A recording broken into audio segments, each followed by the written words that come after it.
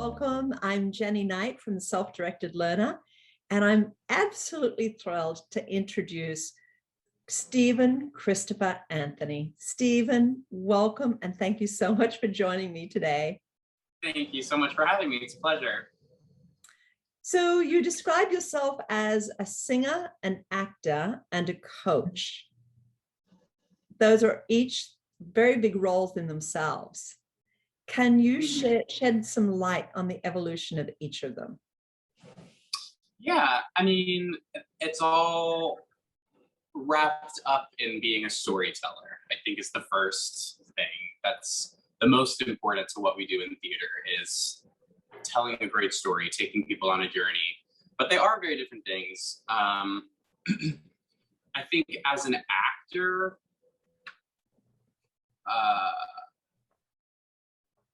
I think I've learned so much as an adult because being an actor has so much to do with just being a person, and like being comfortable to bring your life experience to things.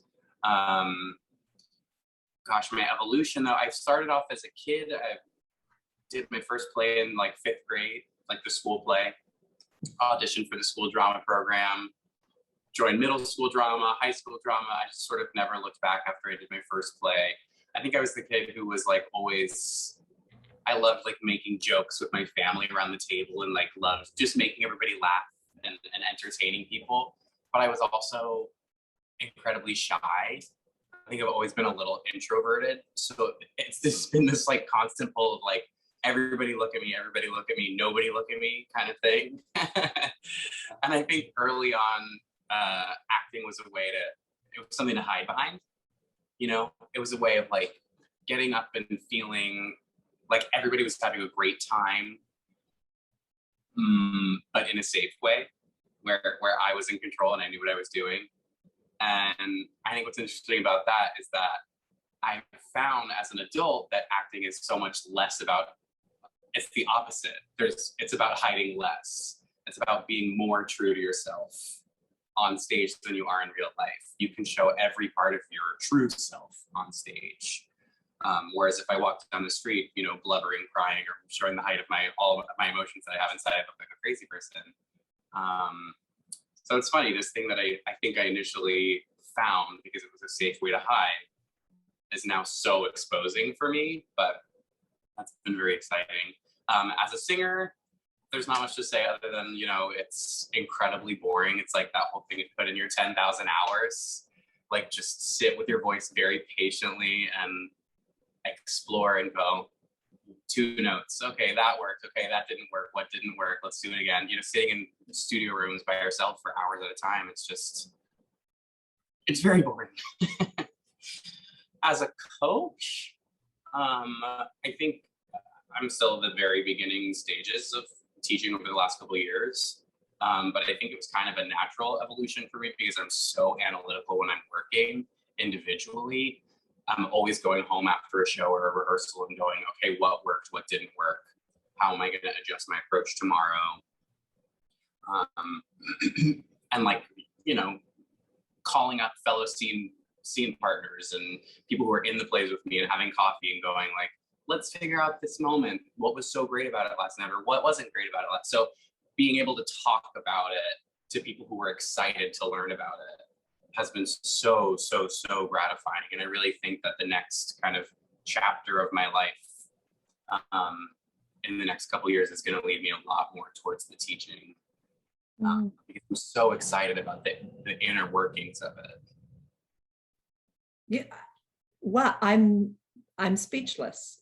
You've described 3 very, very different experiences for you. You know, one, the acting started when you were very, very young, around the kitchen table, right? Look at me, but let me hide behind this, you know, this disposition.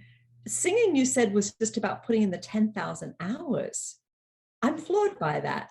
Can you talk to us a little bit more about the skill of singing and the desire to sing and how you take care of your voice? Yeah, there's the artistic, the heart part of singing, which like I think music moves us in a way that we can't really explain. especially if you're not a musician. You hear like a turn of phrase or a chord change, and it just affects you, and you don't even know why.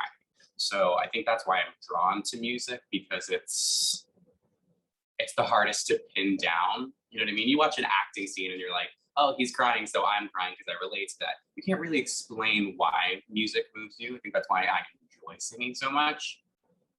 From a technician standpoint, I'm of the mind that there isn't one formula to sing. The voice as an instrument is really kind of constantly changing. Every day your physiology. In other words, if I have one way to sing a song and it works for me today, tomorrow I'm going to wake up and be in a different headspace. My literal physical instrument is going to be in a different place. My energy is going to be different. I'm going to have to sing a different way. So for me, it's been about learning in singing what is a constant and what is a variable. My constants, my posture, my tension release, my breath, my energy. All the variables are, I mean, to get real technical and boring, are laryngeal control, soft palate, nasal output. Those are the three very, very rudimentary basic things. And it's a matter of figuring out all these little levers and buttons so that in the moment, the manipulation becomes instinctual and you're making thousands of split-second decisions in the moment. Oh, I'm going to play something the way I sang it yesterday, and it's not going quite into the resonant place that I needed, so I'm going to make an adjustment on the other side, elsewhere. It's like standing at a little DJ booth, and you're like pulling all these little, buttons of thousands every minute as you're singing. It's incredibly intense. And I always wish that after a Broadway play, they did like a play-by-play slow-mo like they do in sports shows. You know what I mean? So how did that moment go for you? Talk to me about, you know what I mean? Because I really think that stuff is so interesting. You don't realize it's happening. There's all these little decisions being made. Wow. When I think about the roles that you played, sung, performed in Catch Me If You Can, Book of Mormon, and then Dear Evan Hansen, they're each one incredibly different. Like the range of your talent is so extensive. Can you talk? Yeah, it's true. Can you talk to us about how you developed that?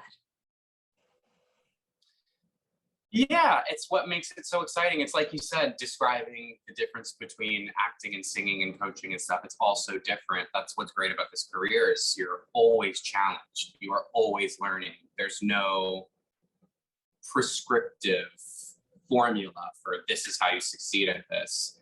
And that's evident in the very different shows that I've done. Yeah. Catch Me If You Can was so exciting because it's the story of a con man who's living this glamorous life. So I got to go out every night and wear these gorgeous suits. I wore probably like 6 or 7 suits that were tailored to my body in the show. And, you're doing this incredibly exciting, glitzy, classic Broadway, jazzy choreography with these, row of 12 girls behind you kicking their faces. And that was very exciting, but it was my very first experience out of school. And so in all of the acting training up until you graduate, you're used to doing a performance for 2 weekends. You know what I mean? You rehearse for 2 months and then come see us in September and then the show's over, And it was my first experience doing the same show every single day for 9 months. So it was an exercise in like keeping things fresh and making peace with that. I didn't realize that there's almost this level of like, I don't want to say resentment, but the way that a job like that takes over your life, there's a lot of sacrifices made. And it was my first experience kind of making peace with that, learning how to sustain a show and say, this is my baby and my project, and I'll let everything else go to make this the priority. So that was a mental hurdle there, which I loved doing. I learned a lot from it. But it was a crash course right out of school in that. And I was definitely flying by the seat of my pants. I look at videos of myself or like, you know, pictures of myself in that role, and I look at myself and I feel like I just look dead in the eyes. Like I'm just like caught in the headlights. Like, make this work. And then Book of Mormon was incredibly exciting with my Broadway debut. I was the youngest person in my ensemble by like 8 or 9 years. So I was, again, like deer in headlights, very, very excited. And that was a crazy experience because when you replace on Broadway, you learn a show in 2 weeks with almost no one else in the room. You're just in a small rehearsal studio, fluorescent lights and a mirror with the dance captain usually. You learn the singing part, and then the dance captain teaches you the choreography, and you go home and you work on it. You come back the next day and learn the next song. And 2 weeks later, you're on Broadway performing it with sets and lights, and that was a crazy experience. The challenge of it was all of the Mormons were very homogenous. So that was about doing it right. It was about execution and precision in high energy, but you know, everybody responds the same way. Everybody makes the same expression at the same time, like things like that. We're like, you know, how do I completely blend in and keep it interesting? And then Evan Hansen is the complete opposite. Nothing's about repetition or precision. It's about slow, patient honesty. It's about inward. Evan is my favorite thing that I've ever done, just because there's so much to dig for and mine for. Nothing is the same from night to night. It's you're always searching for it, and that keeps it really challenging, really interesting, and really satisfying. I feel like I was thinking about this the other day. I was trying to describe to somebody else the way that the world of Evan Hansen is set up. They've created these 8 characters who are kind of playing their own internal like ping pong. Everybody's got their own internal life going on, and they're sending things out and not even realizing that some of what they're sending out is hitting other people. And so sometimes it's unintentional, the way that somebody else is going through their own individual journey, and it affects you so deeply. They may not even realize how it's affected you in the scene, but it affects your own internal game of ping pong. Like everybody's got these rich lives to play with it. And so it's created this like really complex web of play. I can only describe Evan Hansen, what happens on stage, as play. And it's called a play, right? You go to the theater to see a play. It really should have that sense of ping-ponging off each other. And that's what makes it so great. You know, Stephen, when I watched you in Dear Evan Hansen, I was literally on the edge of my seat. Inside my body, there was rising tension. I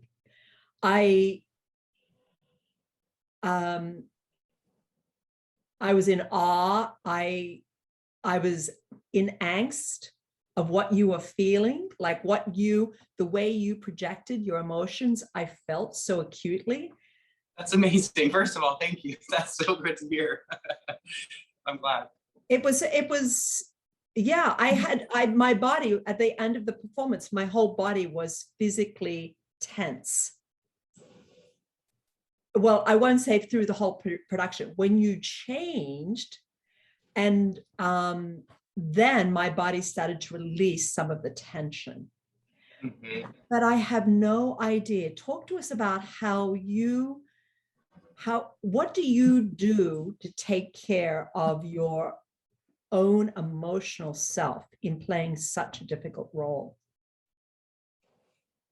Yeah, it's a great question. It's one that I'm still working on. It's one that I think every actor who has done such an emotional thing struggles with, because it's use of self.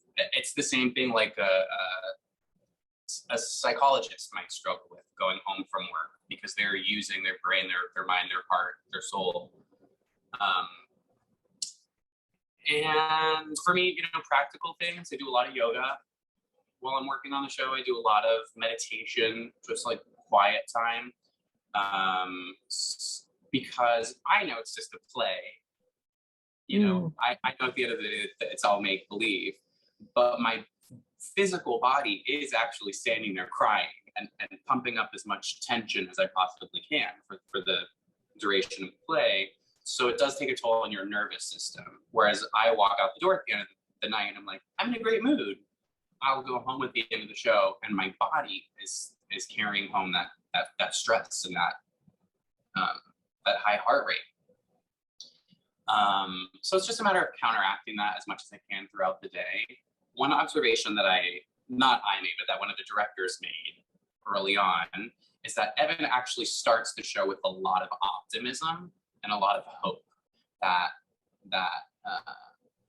we're going to make it good today.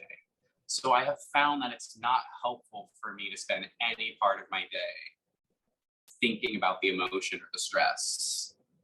You know what I mean? I actually can go about my day feeling as much optimism and as much hope and light and levity as I can, so that I walk into the play and start the top of the show with that. And then a series of things happen that kind of knock me down and knock me down. So I do as good a job as I can of doing that. But it's a struggle. I mean, especially on tour, you know, it's not a situation where we're sitting down in one theater and doing the show for 6 months. We're, you know, sometimes in a different city every single week.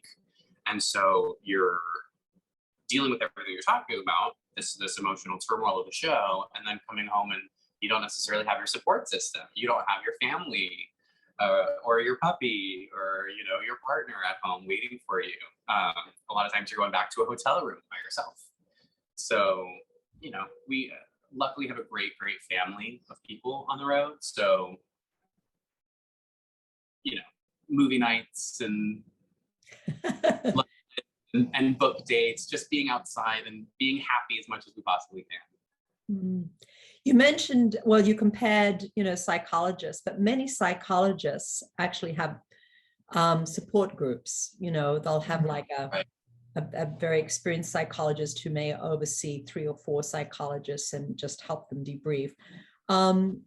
Is there room in the theater industry for sort of mental health workers to be available, or is that something that's already in place? Or because I can't imagine everybody musters the same optimism as you're talking about. No, it's I haven't personally heard of shows providing therapy for their actors, but our insurance is very good and covers mental health. So I personally have somebody that I see that I will continue to talk to on the road, because real things do come up on stage. You're using your own life experience. So when I come to a moment where Evan's feeling lonely, sometimes something will come to me that I haven't even thought of before this actual performance, of like, I'll just remember something that made me feel really lonely, and I have to talk about it. Because it's not like I'm sitting in my room processing this sudden new thought. I'm sitting in front of 3,000 people, letting this very raw, surprising thing come out. So I find that it's very helpful to talk, to have talk therapy available in a situation like this. You mentioned a couple of other self-care techniques that you use, like being outside, you know, having your puppy, having your partner, having optimal thoughts, meditation, yoga. Where does nutrition come into it? And particularly when you're on the road. I know you love hamburgers, but you can't eat a hamburger every night. I do. No, I had actually, I'll be open about it. I had a back injury about 3.5 years ago. And I got very into nutrition as a way of fighting inflammation. And it completely changed my life. And I find now, because I know if I eat very well, my back feels better. I now associate those healthy foods with joy. Like I actually crave greens the way that I used to crave like ice cream and Oreos. But because I know that if I eat well for a week, I can do more activity. And that means I have more energy. And that means I have more mental space to show up for my friends and show up and be a better family member. Like, it's completely changed my palate. On the road, I probably take that like to an unhealthy degree. And I like have a really strange relationship to food where like, I mean, I spent a year and a half of Evan Hansen. I don't think I had a single cheeseburger or a slice of pizza, no fried food. I don't think I had a glass of wine, not a single glass of alcohol. I mean, it's just, you live like a monk. You really, that sacrifice, because I would look at that cheeseburger and I would go, it is just not worth the stress that I'm going to feel having to step on that stage if my back hurts or if my voice isn't there because I had some dairy, or you know what I mean? So every decision that you make from the moment you wake up until the moment you go to sleep becomes really tied into like, how is this going to affect my work? Maybe to my detriment. Like, maybe I should relax a little bit, just like have a cheeseburger every now and then and like not stress them. Like, maybe that'd be good for me. But yeah, you know, a lot of greens, a lot of protein, lots of salads. Yeah, no, well, you're definitely a model for 24/7 self-care. And does is sleep part of what comes easily to you as well? I really struggled with that for the very first time on Evan Hansen. So I spent the first year of Evan Hansen as the alternate. So I was doing every matinee performance. I will say that's one really wonderful thing about Evan Hansen is they have recognized that it's too much to ask somebody to do twice in one day. So whereas a show, every show does, you know, 2 shows Saturday, 2 shows Sunday, Evan Hansen only has to perform one of them. So I was the alternate the first year. And when I went into the second year, I took over full time doing the show every single day. And everyone was like, you gonna be okay? How are you gonna handle this? And I was like, it's gonna be great. I've been doing it twice a week, no stress, let's go.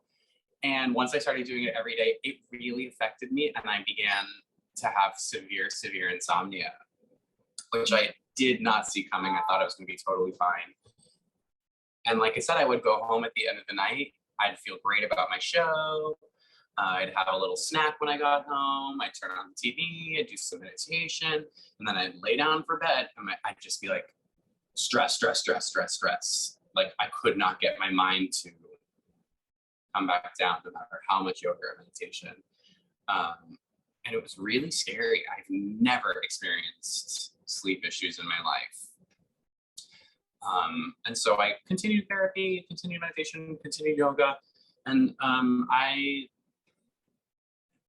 eventually, having exhausted all my other options, began to medicate for sleep and, you know, keeping a careful watch on that and doing it responsibly. And it was the best decision I ever made because it was just like a little side guardrail to be like, you know, keep doing all the other work, but know that you're going to be okay. Like that, like medicating, I think always carried such a stigma in my head that I was scared of it.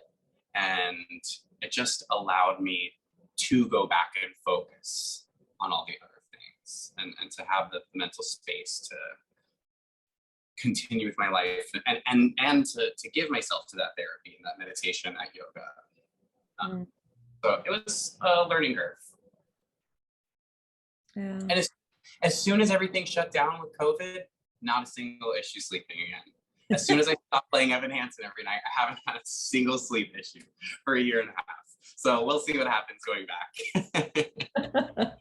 So talk to us a little bit about going back in, because you're going to be hitting the road here pretty soon. Yes. And it's going to be each week you're going to change. It's a very different schedule from last time. Yes, this is going to be every week for 7 months. We're in a new place. It's a little daunting. It's a little scary. But I do feel like I have a good support group within the management team of the company. They're, I feel like they're in my corner. They're on my team. They want me to succeed. And I think they know that it's a little, they know that the role is intense. I think that they know that the tour is intense, and they're really doing everything they can to back me up. And a lot of my favorite people from the cast are coming back out too. So I think that's going to help keep me sane, keep me centered, having some really good friends there. But yeah, it's going to be a matter of even more self-care. Well, especially having gone from this extensive time for yourself to Right. extensive time on, and you're not at home. Which I'm hoping that the last year and a half has given me some perspective Yes. and some space from it to go, you know, you have to be a human first, be a person first. That's going to help your work be better. I think it's so easy to like zoom in and get totally focused on the job itself. Mm-hmm. And so I think it'll be good to go back out and be like, give myself a little more grace. I hope. No, that's a wonderful perspective. A little more grace is something that all of us need to pay attention to. Right. If I may, let's switch now to your formal schooling. I know that, well, clearly you're a brilliant person. You had tons of AP courses. We know advancement placement classes come with a lot of homework, a lot of demands. They're very content heavy, content driven. How did you balance that 7 a.m. to 10 p.m. Academic piece with your singing and your acting? I'm not sure I did balance it. There's always something's got to give, you know. I was exhausted all the time. My high school, I went to New World School of the Arts, which was amazing, incredible training grounds. But yeah, we did like 7:30 to 4 academics, and then we would have like a 30-minute break. And then from 4:30 to 10, 9:30, 10 sometimes, we would rehearse the production. So yeah, it's like, when do you do homework? I was just spread super, super thin. And to be honest, I think sometimes it was about like, this is something I'm really interested in. And so I'm going to put everything I've got into this. Like, for some reason, for me, it was like calculus. I loved math. So when I took AP Calc, I aced it. I was at the edge of my seat in every class. I loved it. And then there were some classes where I was like, I don't think I'm ever going to use this. I don't think it's going to be necessary for me. And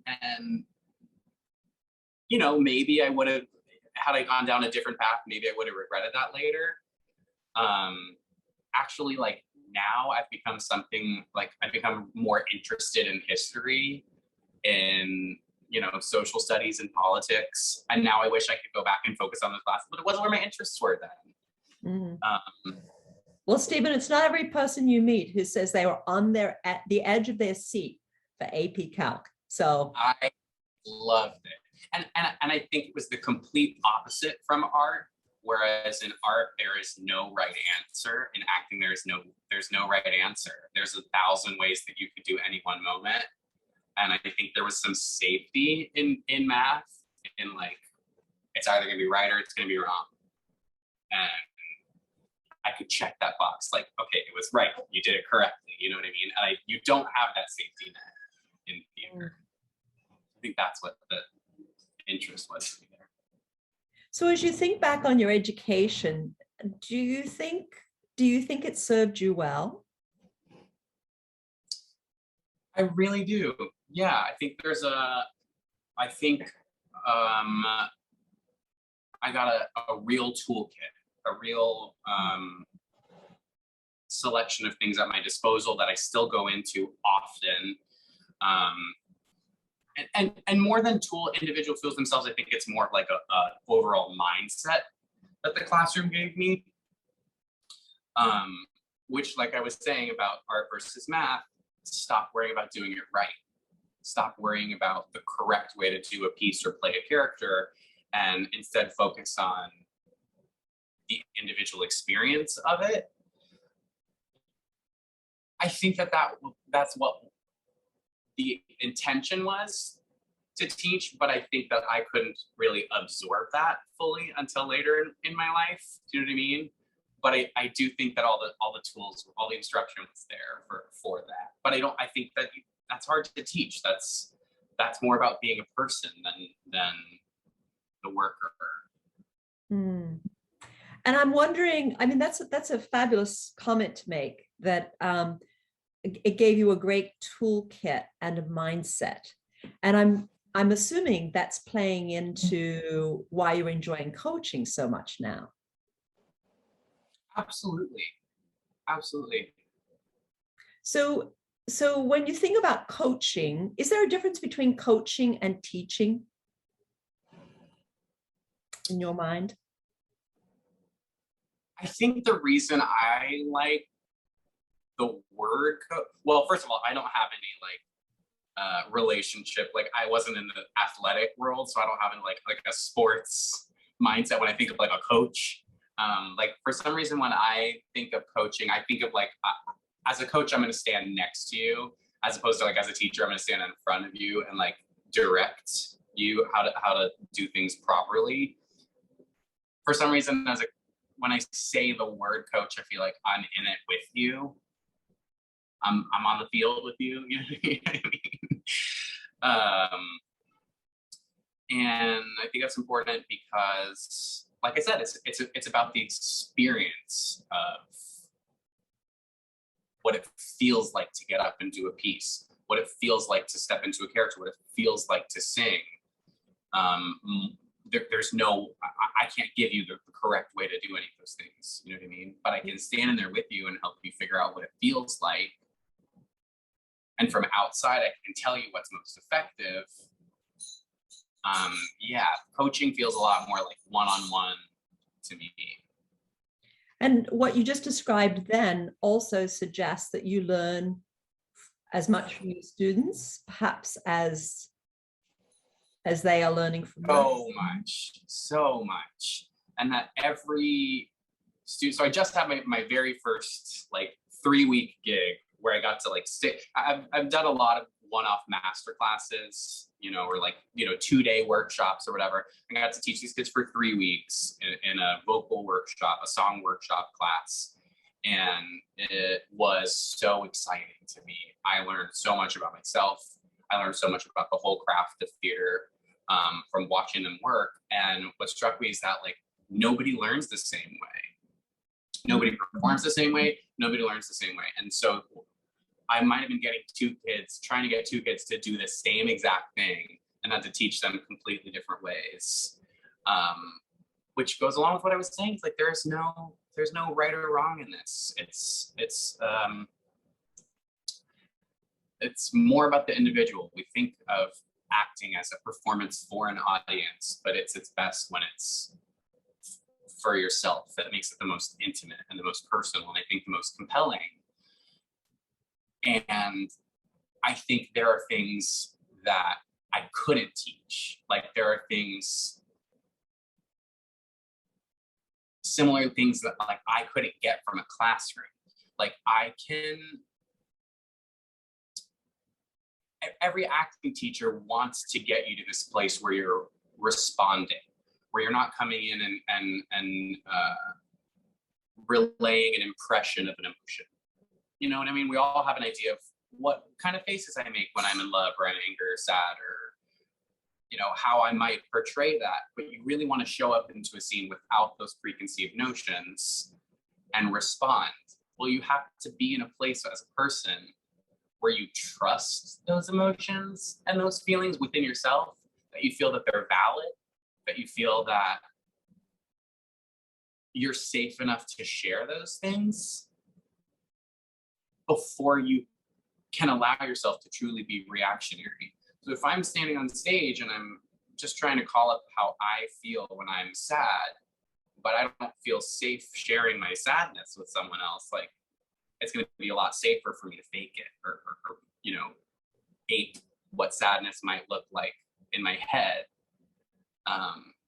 So really what I was trying, one of my main goals in coaching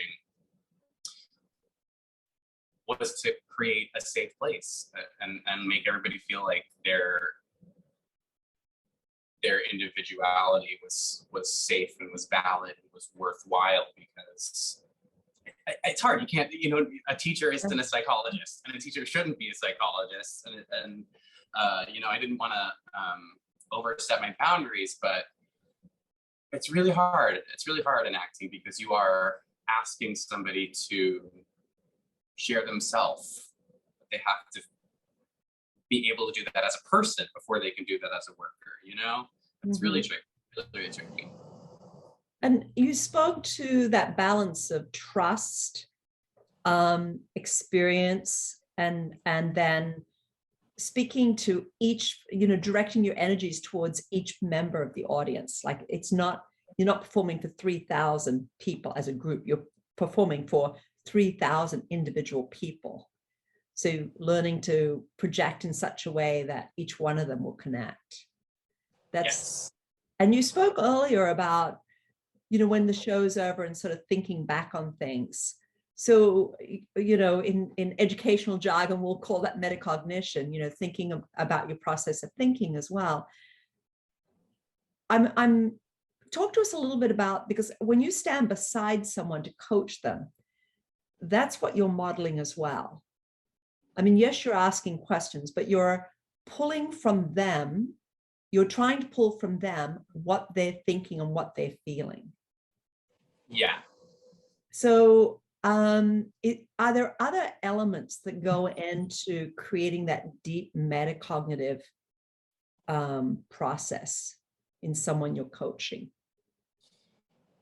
Yeah, I mean, because like I said, you want to come into a scene without preconceived ideas, right? But you can't come into a scene as a blank slate. You have to bring something, right? I can't just show up as a zombie to a scene. So it's a matter of figuring out what is helpful to come into a workspace, an acting workspace, be that, a Broadway set or an audition or, wherever you're stepping into to do your work, what's helpful. And you can't even begin to figure out what's helpful until you're aware of what you're doing.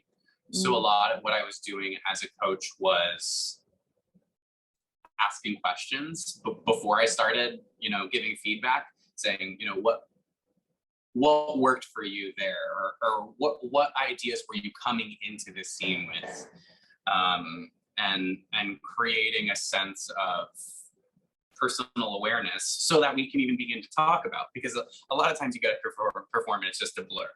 And you go, what just happened? You go, I don't know what I was thinking about. I don't know what I was feeling, right? So you have to start at least beginning to foster a sense of deliberacy. Part of what I was asking the kids to do from then moving forward is to find one thing that they could believe themselves. Like me, Steven, can I believe that I'm no longer sitting in my apartment and that I'm actually sitting in the Emerald City in The Wizard of Oz? Like, probably not. Like, I would be kind of a crazy person if I could actually believe that, right? But what is something I can believe? Well, to use this Wizard of Oz metaphor, which I don't know why that came to my head, but like, I can believe that I want to go home. Like, I can actually think about my home in Miami, like where my family is, or like a really warm time, like maybe it's Christmas, and like I can actually want to go there. So can you strip away all the extraneous stuff that we'll buy anyway? And can you be aware of something that you as a person can actually believe in? And I think that was a really useful exercise in getting the kids to drop in a little bit and bring themselves, simplify, let all the extra stuff that we're trying to show and trying to manufacture and manipulate aside, and find one simple thing that you can actually stand and believe in that's simple enough. Because then at the end of an exercise, we can go, okay, did you believe it? Did you find good ways to, explore that? So I think getting the students to be aware of what we're doing, part of it was just simplifying for them. Because acting can be this really heady, meta, we think we have to like ascend to this magical art level of, and really like, if we let all of that go and be really present and simplify a little bit, Mm. and let it be you. Stop taking the distance away from you and the character, and instead of trying to bring yourself towards the character, let the character be you a little bit. Mm-hmm. And I think you yeah, you use the example of the difference between Book of Mormon, where you as a character had to be just like the person next to you because that was the role. Right. Whereas in Right. Dear Evan Hansen, you were you needed to be different. And I remember you making the comment that, you know, the performance I saw, you talked about, oh, I did such today. I don't know where that came from. I didn't do that yesterday. And yeah, those are good examples. What about that takes a lot of self-trust, like that? I like I'm saying, like to be able to stand on a stage delivering this very difficult piece in front of all these people and to allow something to happen that has never happened before takes an extraordinary amount of trust that whatever comes out of me today will be true. And I don't know that you can teach that in the classroom. I think you can give all those tools and all the information, but then you have to leave the classroom. You have to sort of like fly the nest, fly the coop, or whatever the phrase is, and get out in the world and find that in yourself. I really think. Yeah. Well, as you were saying that too, I was thinking that if someone watched the same piece in Dear Evan Hansen 5 different nights, would they pick up those subtle differences? And I think if we're looking for it, yeah, all of the broad strokes are there. You know what I mean? We're always gonna cross to 12 on this line. We're always gonna cross to 7 on that line because the lighting cues are the same. You know what I mean? There are also little things that in talking after scenes we figured out are helpful, where someone will come to me and say, hey, you looked at me at this moment and you never looked at me before. Why did you look at me? Oh, well, I was thinking about this. And then they'll say, well, when you look at me, I feel like I have to hide. I have to hide my emotion. I have to mask a little bit. Whereas if your back's to me, I can mask a little less, and that's more interesting. Okay, I won't look at you there. You know what I mean? So there are little things that we have learned will stay the same, but the little shading of what is really my intention behind this line, or how am I going to try to get what I want tonight in this scene? Like, this scene may always be about me trying to take care of my mom. This whole scene will always be me trying to take care of my mom. But night after night after night, 5 nights in a row, I might try 5 different ways of taking care of her. yeah. Yeah, I think that's really interesting to watch. If we all had the pocketbooks to afford it, I would say everybody should see their favorite shows 5 times in a row. Well, I bet your mum could see the 5 subtle ways of She would, yeah. She would pick up those differences. Talk to us about mentors in your life. Who would you say was like your most, the one that, who instantly jumps into your mind the minute I mentioned mentors? There were so many people when I was like a kid and a student coming up who just said, here, I believe in you, you can do this. And sort of gave me the reins a little bit. Earl Malding was the artistic director at the Actors Playhouse, the local theater in Miami, while I was growing up there. And he gave me so many opportunities to work and try things out. And when I was about 15, I said, I think I want to be a music director. And he said, sit behind the piano. And I music directed for a couple of years. And I think that those experiences just gave me a little independence and a little sense of like, yes, I can. The heads of my high school program, Ron Hedrick, Patrice Bailey, at Florida State, Kate Gelibert, Gail Steaton.